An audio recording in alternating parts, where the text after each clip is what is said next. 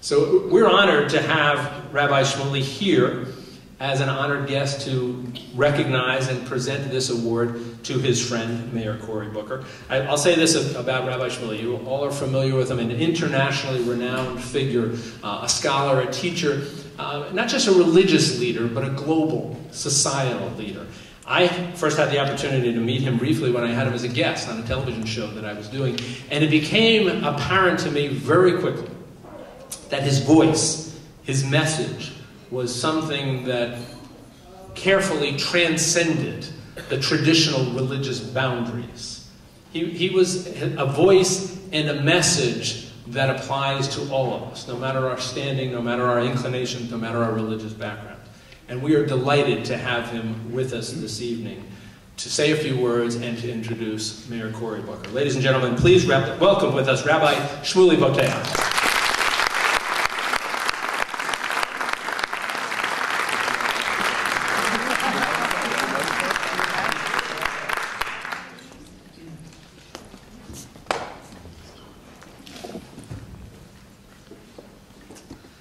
Well, ladies and gentlemen, it is a pleasure to be here. However, it's somewhat of a disappointment to discover that the Jewish Federation of Monmouth County discriminates against short people.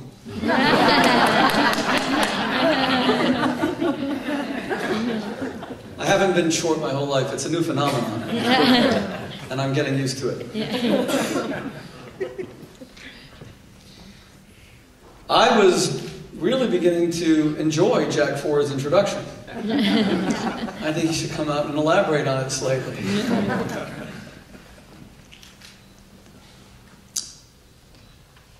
There are a few things that I enjoy as much as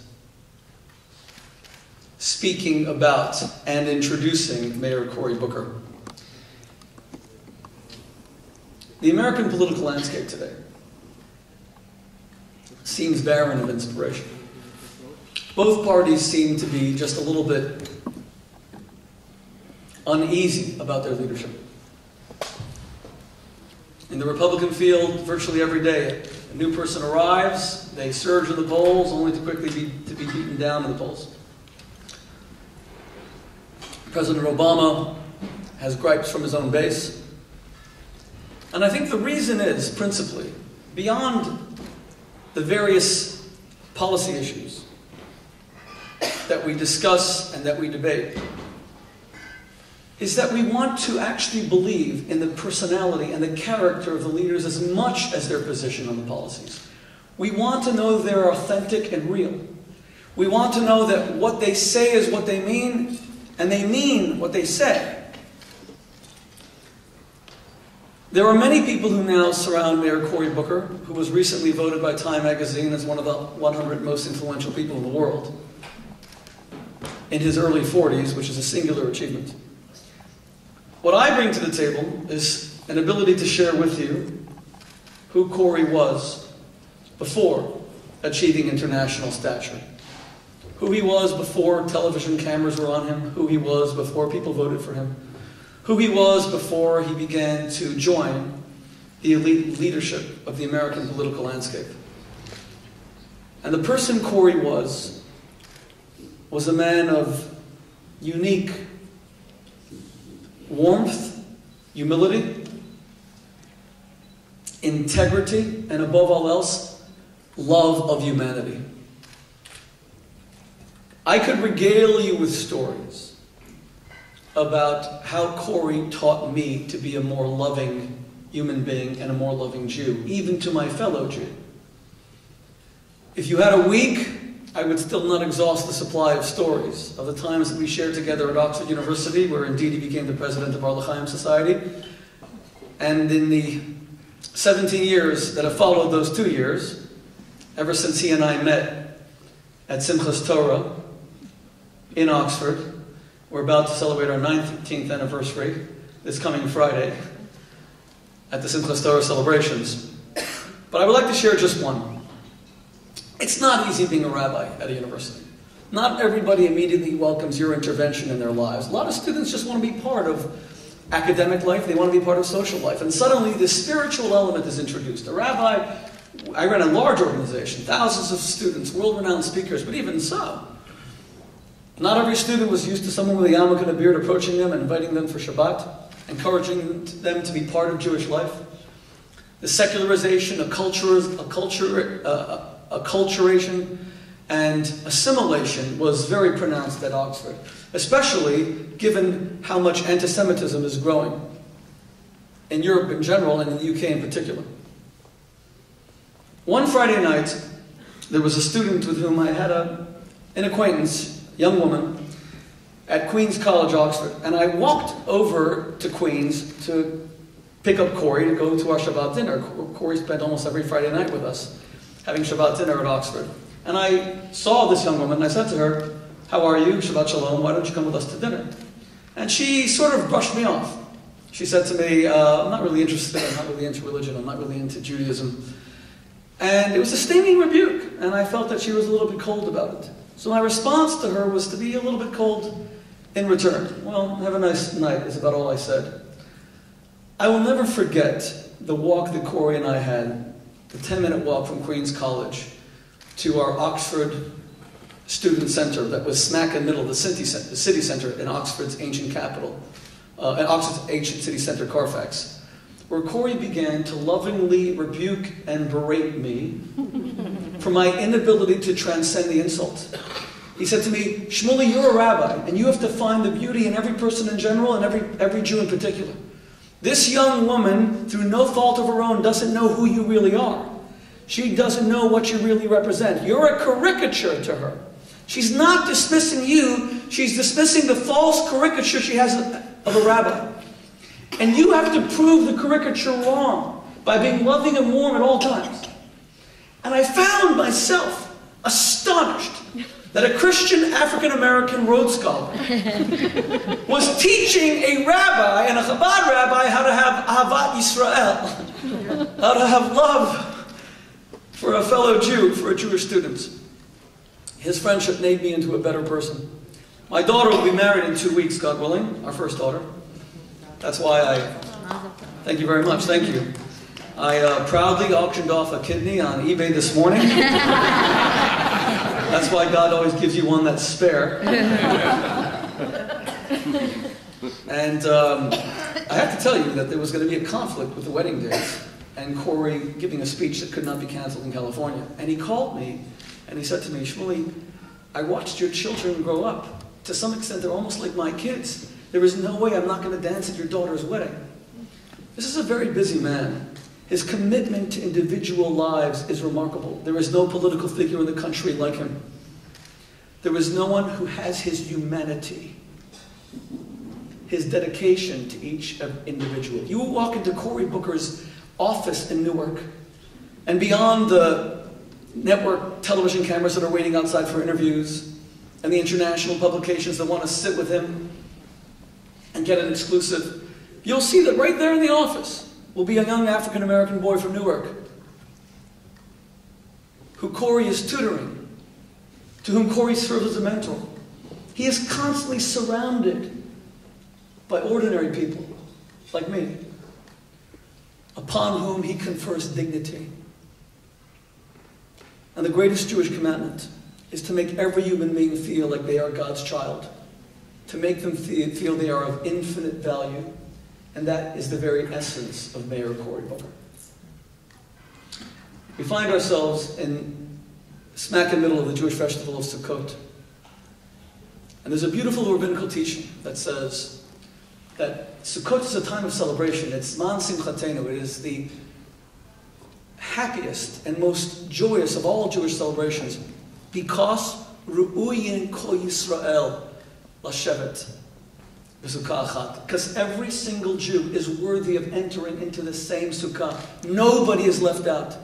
It is a statement of the infinite value of every individual and how that sukkah is inadequate if even one is missing. People gave up on the American inner city. They were the people who couldn't enter the American sukkah.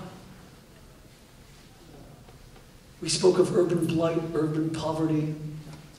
We stayed away from the inner cities and one special man with one of the finest resumes in this country, graduate of Stanford, Oxford Rhodes Scholar, Yale Law School, decided to give up the lucrative career that was offered to him to live in an apartment that had no hot water, a condemned building, so he could confer dignity on a sector of American society that never was invited into that American sukkah, that American tabernacle. And he is almost singularly responsible for Americans now believing that there isn't a sector of our society, a sector of our cities that cannot be redeemed, that cannot be revitalized, that cannot experience an American Renaissance. And I have to tell you, as a final Sukkot message, the Sukkah is a dirat arai. It is a temporary dwelling. And it's meant to wean us off the permanence of our possessions. America is defined by property. And we have all become so attached to our cars and our watches and our homes, so attached that we enlarge them to the point we supersize them, that we can no longer afford them, and it nearly collapsed our economy. And now we have this crisis of confidence and crisis of identity, because America is the golden Medina. Streets are paved in gold. It was the land of property. And now it turns out that every house in America really is a sukkah. They're all temporary. The banks can take them from you tomorrow. Gaddafi is my next door neighbor, quite literally, and I told the city of Englewood that I was going to stop paying my property taxes after 11 years of never missing a payment because I'm not going to fund a man who bombs his own people. And the city said, then we'll take away your house. So I found it in my heart to love Gaddafi just a little bit. That's how temporary homes are. Oh, a few $1,000s? We'll just take it away. Every house is a sukkah.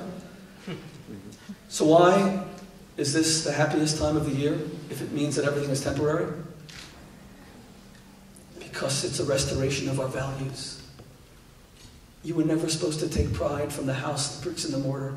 It's the family that goes into the sukkah with you. It's the people that love you and the relationships you have. That's what constitutes true permanence. Knowing where your kids will be in 10 years' time. I've had many teachers in my life, but I can tell you sincerely, with the famous Talmudic expression, that words that emanate from the heart penetrate the heart. That few people have taught me how to respect every person I've ever met, and how to make them feel like they are the one and the only, even in a brief interaction, like Mayor Cory Booker of Newark. And if that isn't a singular achievement of a man in public office, where we scoff day and night that they use us for our votes and for our money, and then they forget us, that's what makes this man so special. We have rarely seen his kind on the American political landscape. And I'm proud to call him my friend, my colleague, teacher, and student. And it's especially a great honor. If I can do this correctly, without destroying this beautiful award.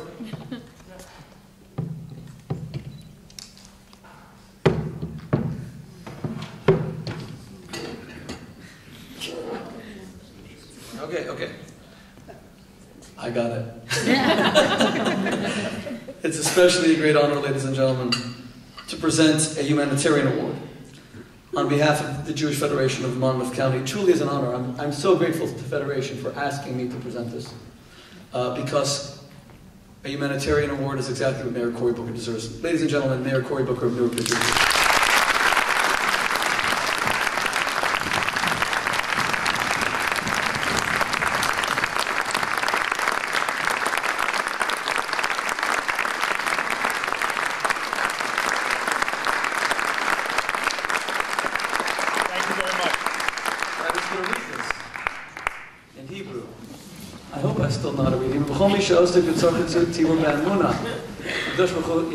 Whoever works in communal affairs faithfully, God will, of course, reward them. In English, all those who have faithfully occupied themselves with the needs of the community will be blessed and rewarded. Mayor Cory A. Booker, Humanitarian Award with respect and admiration, Jewish Federation of Monmouth County, October 17, 2011. I love you. All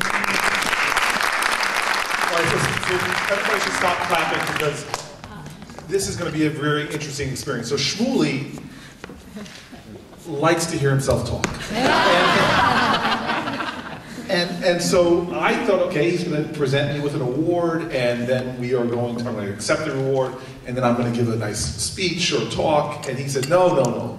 I will give a speech, approximately 30 minutes. It'll feel like 4 hours. Yeah. And then I will present you with an award, and then you will sit down, and I will talk to you on this bench. And so what you all are going to witness right now is I'm going to take you back, basically. Please sit down. I have security behind him with their weapons trained. So in our 20s, Shmuley, we would argue like crazy. He told me it's the Jewish way. And we would sit at Shabbat tables and discuss issues of the day. We would discuss the issues of importance to students. We would discuss everything, quite bluntly, from sex and relationships all the way to current events. Well, with sex, you taught me everything I know.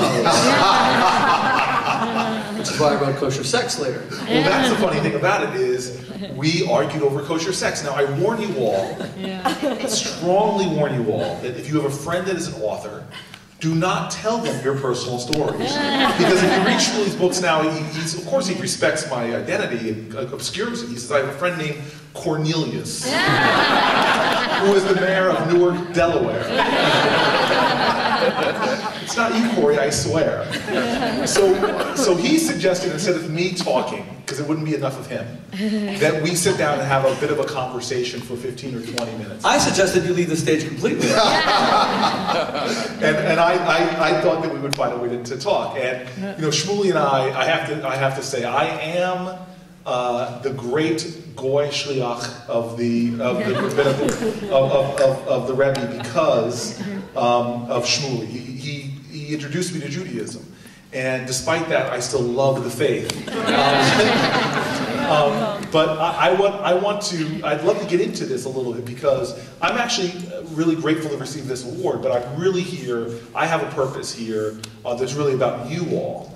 And having been a guy that was introduced to Judaism, I now see in the United States of America, and I'm a lover of faith, I am a Christian, and I've gone to India and studied Hinduism, and I've studied the Quran even, but I think this world is yearning for the authentic Jewish voice, for people that have the courage to stand up and tell the truth of who they are.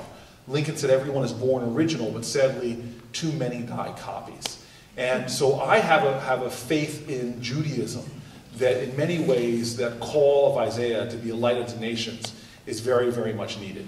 But I thought that maybe Shmuley and I could have a conversation about some of our experiences and why did we bond?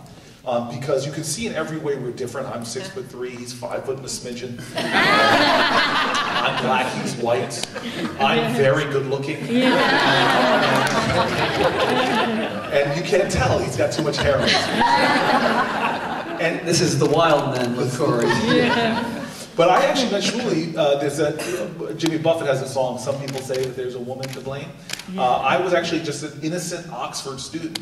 And then this woman comes to me and says, you should have dinner with me. At the last second, I get a note through a system called the Pigeon Post system that said, meet me at the Oxford Le Chain Society. I'd never seen the word before, Le Chain. It was Le Chain.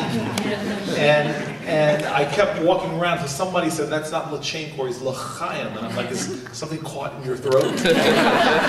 And I ended up going, and it was Sukkot. I didn't know what a Sukkot was. Maybe something that you wear on from a Sioux animal. It's a Sukkot. And I show up at the Chabad house, at the L'chaim Society, excuse me, and there's noise in the background, and I knock on the door, nobody answers, and I open the door, and I walk into what can best be described as a scene from the movie Yentl. And there were guys with black hats and beards, and they had terrible tailors because their strings were hanging loose. If you pull one of those strings, the whole soup I would come apart. And one of the most amazing women I've ever met in my life. Truly, somebody God shines upon every day, a woman named Debbie Boteach. One of the most merciful women, because she married Shmuley, comes up to me and says, "Are you Cory Booker?" And I said, "Yes." And she says to me, "I'm sorry, well, the friend you were supposed to be here could not make it." And I said, "Okay," and I turned to leave, and Debbie Boteach asked me a question that changed my life in a transformative way. She said, "Wait, would you please join us?" And I couldn't say that I double booked my evenings, and so I said, "Okay." And she sat me down in her seat, which was right next to Shmuley.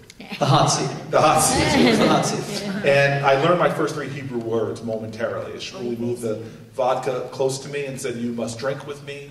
And I'm a non-drinker. I've never drank in my life. And he taught me those 3 words. According to Judaism, you're not supposed to judge somebody until you see one of the 3 words. Kiso. Queso. Koso. Kaso. Yes, koso, kaso. And one of the words means... Kiso, what he spends his money on. What he spends his money on. You want to take this part then? You're the rabbi. One of the words means anger, how a person is when they're angry, and one of the words means cup, how they are when they're drunk. And I said to Rabbi, "I don't drink, and obviously you've had enough for me and you and the whole table." But by the end of the night, I was dancing with the Torah and wearing my kippah. On tables, we were dancing on top of tables in the Torah. Yes. Shmuley's parties I always thought he was setting me up for something. Let's get the black guy to do something really crazy. Let's see what we can do. I walked into my first Purim party ever, and I'm telling the truth here. I walk into my Purim party, and I see a line of people lying on the floor. And he says, "Okay, Cory, we're going to jump over the..." I go, "What kind of crazy tradition is this? Jump a Jew? I've never seen. Let's find the black guy and get him to jump the Jew."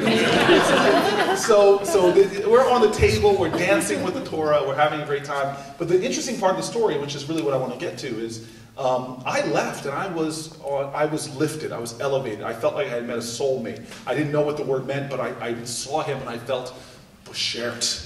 And I leave, and that next day I go sit down with some other scholars in Oxford, Jewish and non-Jewish, and I told them I hung out with Lubavitch, and he's had negative things to say.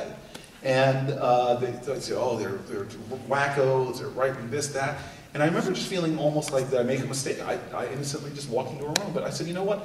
Something he said about judgment, about not judging people." And I went back, and I know you remember this moment, and I walked into his office, and I said, "Rabbi," I said, "I was with you, I had an amazing night, but I had this conversation with these young people. I was wondering if I can talk to you." And we sat down and talked, and we didn't agree on everything. Well, I was sober. Yeah. And you didn't remember who were you? And you would be. But I love the thing that we agreed to do, is we agreed that we would, fundamental to love is knowledge. And that we would get to know each other and our traditions, and we would exchange books. And so the first book he gave me, I'm embarrassed to say I was in Oxford, I never read anything by Elie Wiesel. He gave me Night. And I gave you the autobiography of Malcolm X.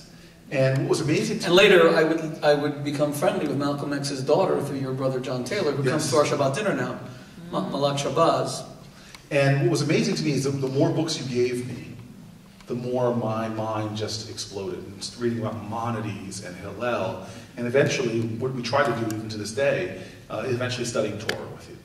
And I started coming back on Friday nights and bringing friends of mine that had Jewish friends that never lit a Shabbat candle, bringing non-Jewish friends of mine. Cory became the Chabad emissary at Oxford, essentially. He was now bringing in all the Jewish students. And he was giving the Devar Torah to the students on Friday night dinner. And so what I loved about those dinners is that we would talk about things, as I joked before, but we would talk about things that really were important. Shmuley made an ancient faith come alive and demonstrated to me that Judaism, and religions in general, but Judaism is not something about what happened in the past. It's the Torah is a living document and has a prescription for life now. In fact, it was one of the more challenging documents I'd ever gone to, because unlike other faiths, I mean, this is what makes me so proud of Judaism and my relationship with Judaism, is it's not about proselytizing. In fact, it's one of the most accepting faiths. In fact, if you think about Jewish leaders from the Torah, they said Abraham was God's chosen. if you know the story, it wasn't after he sacrificed Isaac that he received a blessing and a prediction. It wasn't after he circumcised himself, which Shmuley threatens to do to me quite often. It was when 4 strangers approached. Not him, not part of his family, his clan, or whatever. They were strangers. And he welcomed them with open arms. And he served them his best food and drink. And then they revealed themselves to be angels. Abraham was said to be God's chosen one because he kept his tent open on 4 sides. Which is why till today the chuppah is only a canopy with no walls. Because you're recreating the tent of Abraham, this couple should create a home which is welcoming and invites people in instead of locking them out. And so what is this about a religion that is not trying to make more people like me, but just says, my job is to do goodness, to do kindness, chesed, tzedakah. My job is to tikkun olam, to heal the world. My job is to elevate the values and ideals of monotheism. It became very compelling to me to see, in fact, that these figures from the Torah were not even always supplicating themselves before God. They were actually supplicating themselves before these vaunted principles which they were wrestling with and struggling to get. This moment where Moses comes down from the mountaintop and sees the Jewish people worshiping a golden calf, and God's like, okay, we're going to smite these people, we'll move on, give you some more people. And Moses, imagine this, not saying whatever you say, God, being angry with God, and saying, no, you won't destroy these. If you do, ma'cheni na mi sifreka. If you do, then erase me from your book. Abraham arguing before Sodom and Gomorrah, shaking his fist. Won't the God of mercy show some mercy? This to me is the theme of Judaism, is you never accept injustice, even if you have to argue with God himself. You will remake the world in the image of God. You want the Messiah? You bring that Messiah here, not by prayers and hopes and aspirations, but by creating a just world.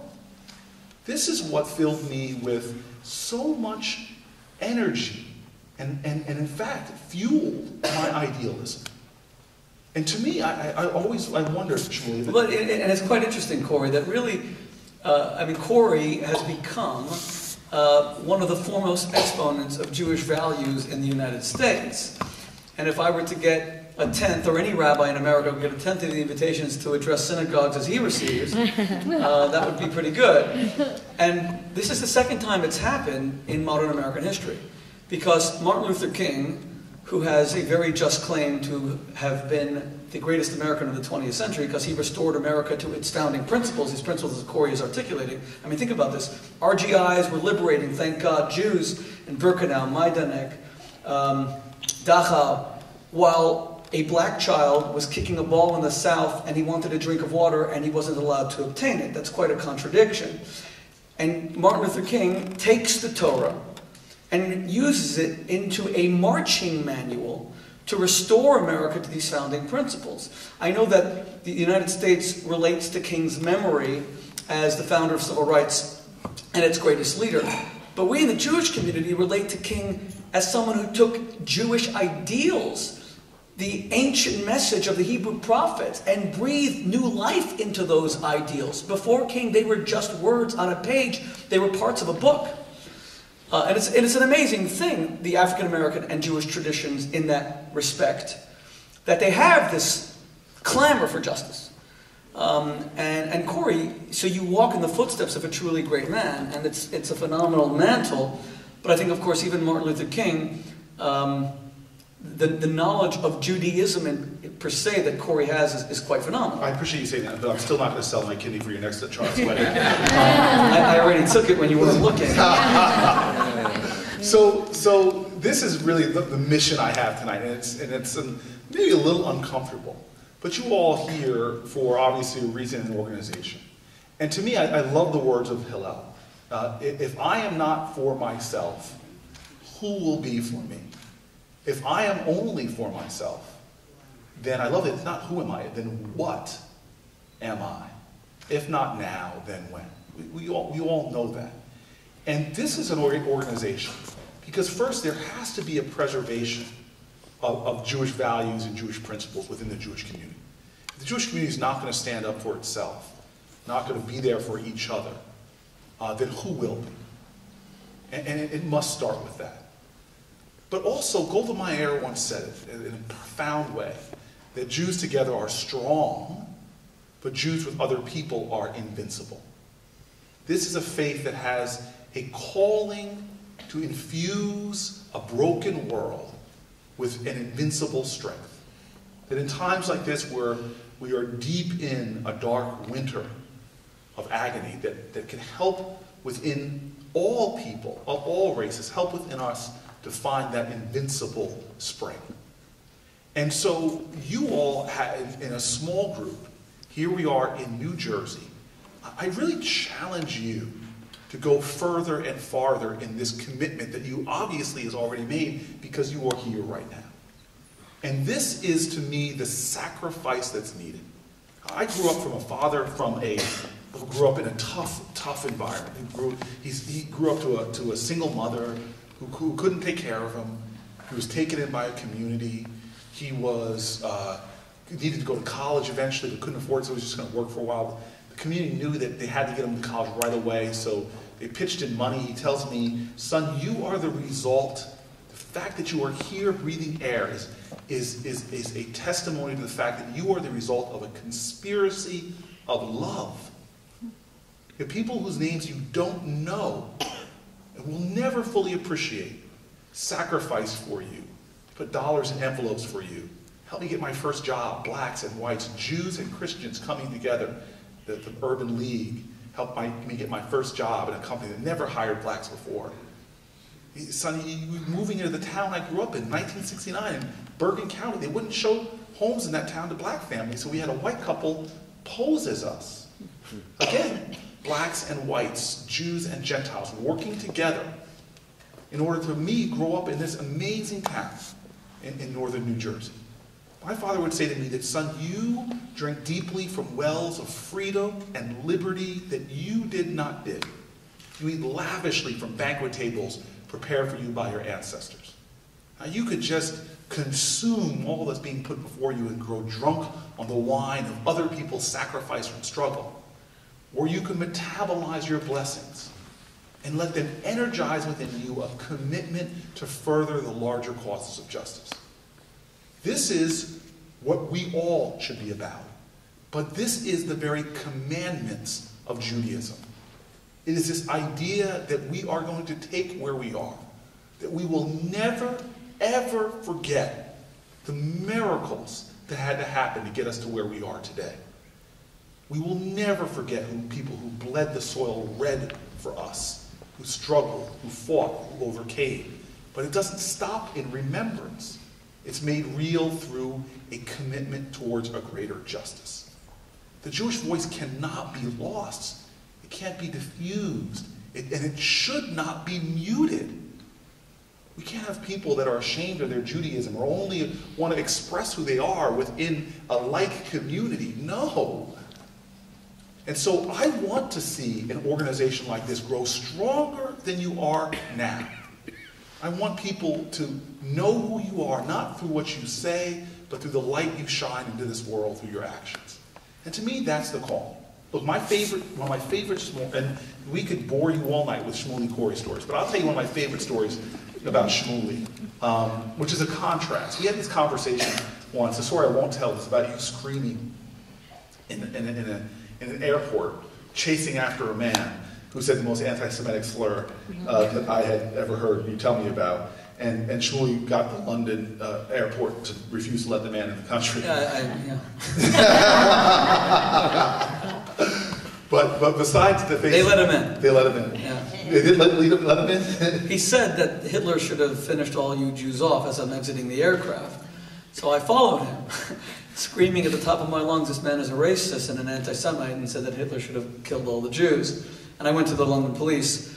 As he's sitting there presenting his passport, I said, why would you allow a man like this into the country? You fought, the British were so gallant, so brave, courageous in fighting Hitler, and here's a man praising them. So the police officers looked at me very curiously, stamped the man's passport, But I objected to what he said. I thought they detained him for a little while. They didn't detain him at all? No, I think they detained me.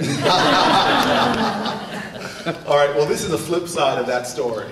About Shmuley makes a mistake whenever he teaches me in beautiful, eloquent stories, moments from the Torah or major lessons in Judaism, because I then shove them in his face in the most loving of ways. That's right. And what you said about struggling and wrestling with these great principles. yeah. Not necessarily absorbing and always living by them, but attempting to. Well, what does the word Israel mean? He who wrestles with God. Yes, wrestles with your higher values and wrestles. Or what Abraham Lincoln would call the better angels of our nature. Right. And as soon as you stop wrestling, then you cease living. Only the dead cease wrestling, exactly. Right. So there's this great moment where Shmuley had to do this walk. And I always marveled at the walk, because he would walk from the Chabad house to the L'chaim Society. And it's along a street in Oxford called the High Street. Now, if you ever want to see a proud Jew, look at a guy who is dressed in an unmistakably Jewish way, with a black hat, a beard, and has to walk past these ancient colleges with names like Corpus Christi and names like Christ Church. And the one college, which I'm not sure what a religious affiliation it really has, but the name of the college is Jesus. Yes. Nice Jewish boy. Nice Jewish boy. College. And so one day... And Jews were not permitted to be students at the university until the late 19th century. Isaiah Berlin became the first famous Jewish don at Oxford. My favorite college was No Jew College. So Shmuley would have this walk, it was Shabbat, and he would always be late. Shmuley is notoriously late.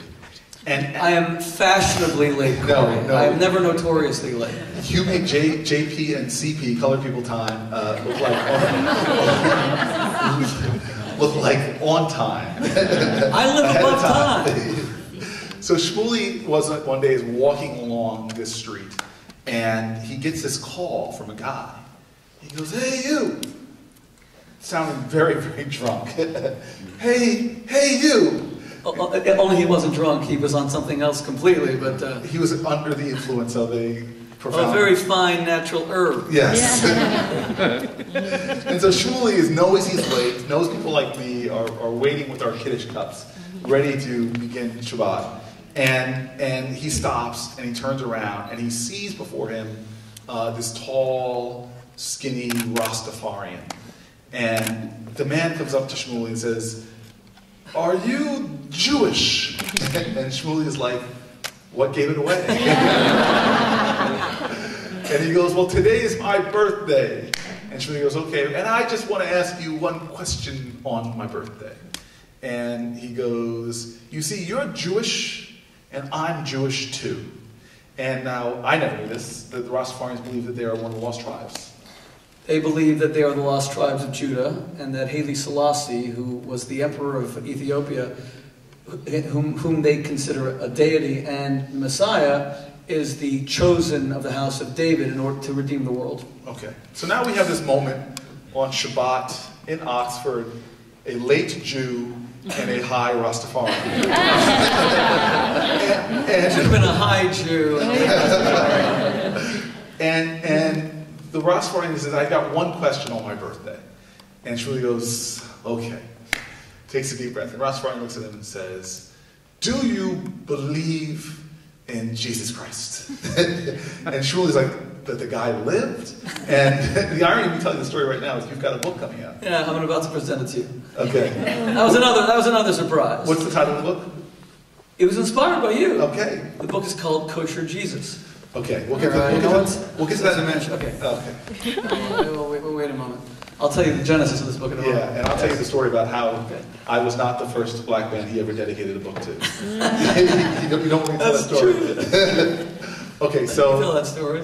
So Slim says, "Do you believe in Jesus Christ?" And Shmuley's like, "The man." He goes, "No, do you believe Jesus Christ was the Son of God? Your Lord and Savior." Your Lord and Savior. And Shmuley says, "No." Now Slim looks a little upset at you, and he says, "No, I don't understand. Do you or do you not believe that Jesus Christ is your Lord and Savior?" And Shmuley goes, "No." And he goes, "Well, what if God came down here right now and told you that Jesus Christ is my son and he is your Lord and Savior? And Shmuley said, I tell God he was wrong. So we have to wrestle with God. Yes, you know. Moses could argue with Moses, God. Abraham, and Shmuley. That was one of the pieces that fell out of the Torah. And so now Slim is upset, pokes us in the chest, and so he screams at him, you're no Jew, and turns around and starts storming away. Now this is the moment at which the Shmuley and the Shmuley are wrestling. The angels and the other. And Shmuley suddenly takes a deep breath as Slim is storming away and yells out, hey Slim! Slim! And Slim stops and turns around. And he goes, happy birthday, man. Happy birthday. And Slim drops what he was carrying and starts sprinting full speed towards the rabbi. Shmuley is not sure what is going to happen right now, but the guy stops before the rabbi, picks him up, hugs him, and thanks him graciously. Thank you, thank you, thank you, thank you. Puts Shmuley down, sends him on his way. Shmuley comes into Shabbat, we all look at him. I was only 2 hours late. And he says, do I have a Devar Torah for you? Abraham said that the world, Shmuley, is a reflecting pool. Yes. And what you send out, no, help me out. King Solomon in the book King of Solomon, Proverbs. forgive me, said that the world is a reflecting pool. Correct. The emotions that you show others are what is reflected back to you in return. Right. A friend of mine, around the death of my grandfather, said to me, look in the skies. And he said that the stars you see, some of them have gone out long ago. But it takes the light so long to travel to the earth that you're just seeing them now. And his point to me was your grandfather may be gone, but the energy, the light, the love that he extended into the world will have an infinite impact, cannot be destroyed. Well, that's the famous expression that Yaakov Avinu lo met, that our patriarch Jacob never died. Ma zaro b'chayim afu b'chayim, because his children continued the ideals and the values and the principles for which he lives on through their actions. And eternity comes through our contribution as opposed to our flesh and blood. I have to tell you that, as Cory studied Judaism more, and there was a reporter tonight who's, I guess, covering this event, who spoke to Cory first and then spoke to me. And I warn you, we're now over time, so we have to wrap up. Yeah. Okay, and I told you we're above time, so we got a week here, okay?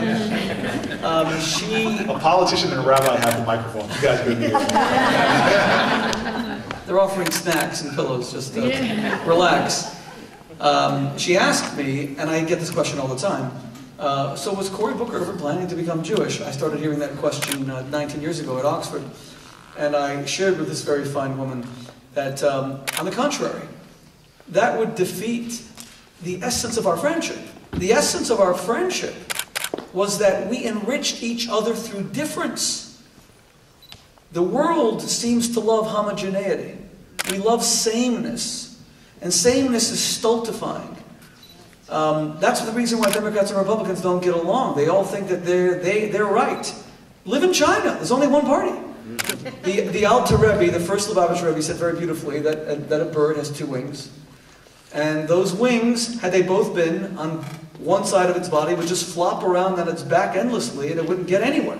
It's specifically through antithetical propulsion of the wings pushing in the opposite direction that it achieves flight. We don't appreciate difference. So on the contrary, Cory is a Christian. And it was my hope that his study of Judaism would deepen his Christian faith and lend it a Jewish dimension. And this is very like Maimonides, this idea. He was Maimonides living in a very diverse world and was probably one of the most first pluralistic writers. Correct. Which is why you and I studied a lot of Maimonides. Yes. So when I started telling Cory that we had thousands of non-Jewish and primarily Christian members, so I always grappled with the issue of Jesus and the Jewishness of Jesus. And because Cory and I had so many discussions about Christianity and Judaism as he studied Judaism more, I really wanted to write a book that would finally offer a theological bridge using Jesus as that bridge between the Jewish and Christian communities. It took me 8 years to write this, and I did not even know if I was going to publish it, to be perfectly honest, because it's a controversial book, and also who's the audience? Is it Christians? Is it Jewish? And then, this is an amazing story, how this book came to be, and honestly, it's largely due to this story. Cory and I have a very close friend who lives not far from here, named Mark, and he was getting married.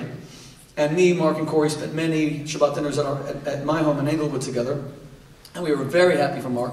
Cory calls me up on a Thursday night. I'm sitting having dinner with my kids. He says to me, Shmuley, I'm addressing 800 police officers. I'm getting an award for law enforcement because Cory brought reductions of 60% to the violence in his town. It's a Jewish 60%, 40%. 40%.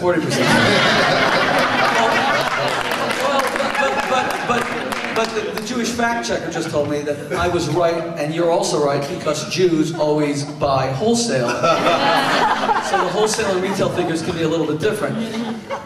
And Cory calls me and says, I'm addressing 800 police officers, but I'm going to cut the speech a little bit short because we have a special place to go to tonight. I said, where? He said, it's a surprise.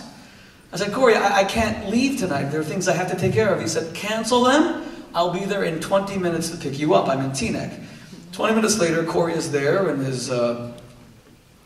his police-protected SUV. And by the way, Mayor Cory Booker has the nicest detectives who protect him, and they become friends with our family. In fact, one of them just walked over to me and gave many very warm regards and said, make sure that he calls, etc. So he's there to pick me up, and he says, get in the car. I said, where are we going? He said, it's a surprise. I get in the car. He said, first we're going to Manhattan. We go to Manhattan, and we pick up our friend Mark. It's Thursday night. He's getting married on Saturday nights. And now Mark doesn't know where we're going. Cory says it's a surprise. Now we're heading out toward Brooklyn, and Cory still doesn't tell us where we're going. And the driver's going, and we start having this conversation. I started sharing with them this book that I was writing, and I wasn't sure if I should publish it about the Jewishness of Jesus, etc. And suddenly I see that the Lubavitcher Rebbe's grave is in front of us. And Cory said, I'm taking you and Mark to the Rebbe's grave so that Mark can pray here for a happy and joyous life that he's about to embark upon with his wife. And so the four of us went into the Rebbe's grave. And then Cory's two detectives joined him. And one of them is here this evening. And he asked if he could pray for his mother, if I'm not mistaken. He has incredible people who protect him. And he said, am I allowed to pray here? I'm not Jewish. I said, we all pray to the same God. And we all pray with the same language. We all share the same dreams. Of course, you can pray for your mother. It would be our honor. And we all prayed there. I have pictures of that incredible evening of Mayor Cory Booker of Newark, one of the most respected people in this country, taking a Chabad rabbi and his Jewish friend to the Lubavitch Rebbe's grave to pray before his friend's wedding. And on the way back, this conversation really intensified about Judaism, Christianity, and the Jewishness of Jesus. And I remember you said to me that night, you have to publish this book. And then you wrote me a couple of text messages. Shmuley, great conversation. When are you going to publish the book? What's happening with the book? And I kept on telling you I wasn't sure. And it was really Cory that motivated the publication of the book. So this is the very first copy. This is the Galleys copy. The book is being released December 15th. And I gave it, and I brought it here to give it to Cory tonight as the very first copy. Kosher Jesus. Nice title. That is my hand. And Cory put that nail through it, actually. He said to me, if you don't stop speaking. And we saved money on the male model for the cover of the book. But I feel that this sort of sums up a lot of what our relationship is, which is bringing together two traditions and being enriched by what each of us had to offer without compromising who we are, and using this friendship to enlighten and brighten the lives of others. Ladies and gentlemen, do you understand what happened here this evening? An African-American, Christian, world-renowned politician. I was just in England to deliver a series of lectures, and as I arrived, there was a massive feature about Cory in one of the leading magazines there. This often happens when I travel to places like South Africa and Australia. Cory's television show, Brick City, was airing in Israel in Hebrew subtitles. I told you that. I called you up and I told you that. A world-renowned political figure spoke to a Jewish audience tonight, entreating and enjoining them, inspiring them to commit themselves more deeply to their Judaism and to their Jewishness. And let me finish with that. No, first of all, I just want to read to you chapter 3, my friend named Cory Baker. It's Corinne Baker. I just want to end at that point. We all have a choice. We can burn brightly and brilliantly, expressing our energy and our light and the truth of who we are. Answer our calling, be the biggest and best versions of ourselves, so that when we pass from this earth, we will leave the energy and light will continue beyond us. Or we can play small. The Jewish people in this world cannot afford to play small. You have to raise the level of your game because we have not healed this world. There is still pain. There is still hurt. There is still dreams unfulfilled. And in fact, the very idea of this country, this idea of America, has not been made perfect yet. So I hope you understand how grateful I am today for this award, which is way over the top, and given to me by a guy who exaggerated most of the things I did. Just to use your words, just a smidgen. Just a smidgen. But the true honor for me is to be able to sit before people who are committed to their faith, and even more so, committed to living their faith in a world that so desperately needs it. So my hope for you all is that you continue to be Jewish, and that you find ways more and more to make those values real in a world that's starving for it. Rabbi, thank you.